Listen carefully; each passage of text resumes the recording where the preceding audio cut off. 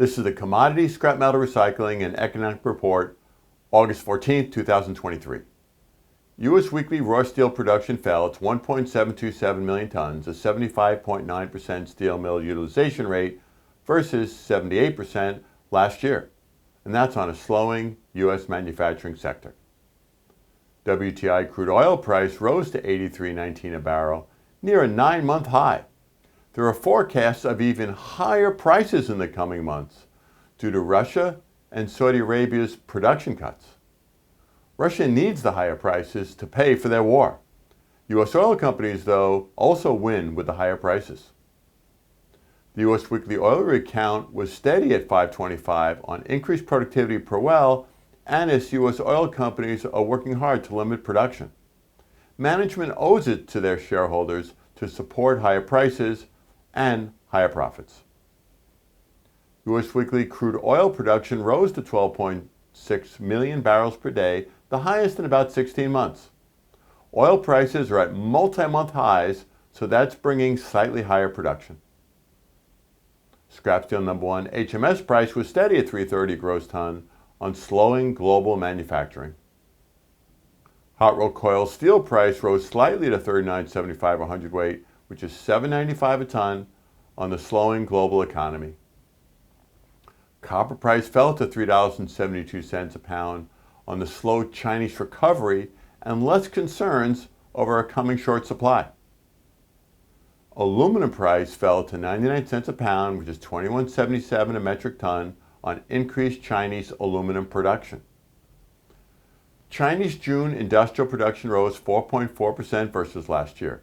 Manufacturing and mining rose the most, but overall the Chinese economy is growing very slowly. U.S. June imports fell to $313 billion, the lowest since November 2021, which is good news and bad news. The good news is we are buying less from other countries. The bad news is we are buying less of things that we don't even make, like computers. Why? Because our economy is slowing. The U.S. July annual inflation rate rose slightly to 3.2%, but below forecast of 3.3%. Core inflation that excludes food and energy fell to 4.7% from 4.8%.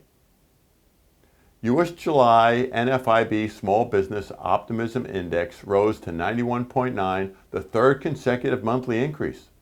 Inflation is still the number one problem, but less so. The 6-month outlook was better. U.S. August U of M Consumer Sentiment Index fell slightly to 71.2, but still near the highest in 9 months. People are feeling better about the current conditions and future inflation. Wall Street's Dow Jones Industrial Average rose 221 points to 35,281. This was despite higher inflation data, which could bring higher for longer interest rates.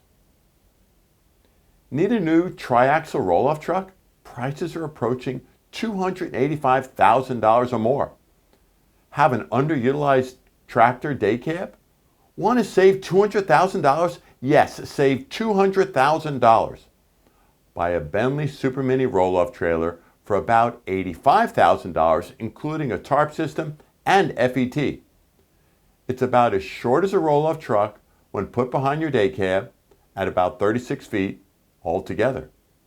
It then legally carries more weight and gets into a tighter spot than a roll-off truck because it pivots. Call us today at 734-722-8100 for a quote.